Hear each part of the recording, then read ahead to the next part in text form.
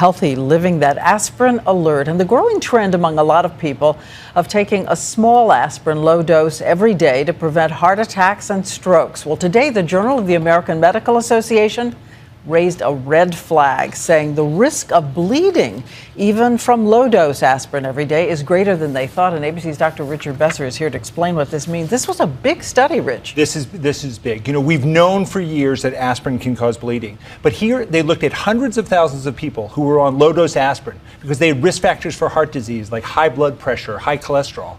And they found that the risk of bleeding was 5 times as great as we originally thought. Now here's why that matters. Say you took 10,000 people with risk factors for heart disease and you put them on low-dose aspirin, you would prevent about 7 heart attacks. Not a lot.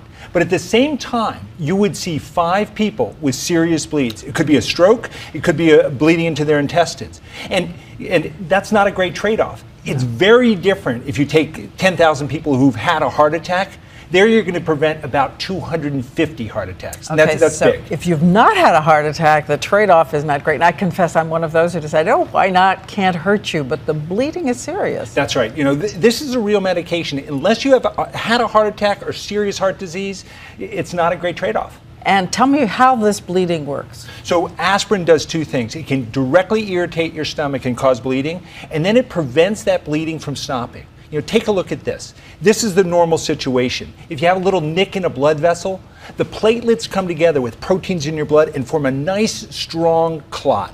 Okay, but if you put aspirin on board, the situation is very different.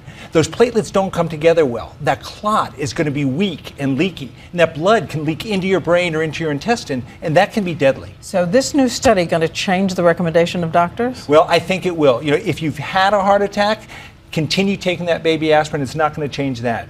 But everyone else, I want to send you back to your doctor to talk about this, because it's not so clear, that trade-off anymore. Yes, it's so common we forget it's a drug. That's right. It is a drug. Okay, thank you so much, Rich.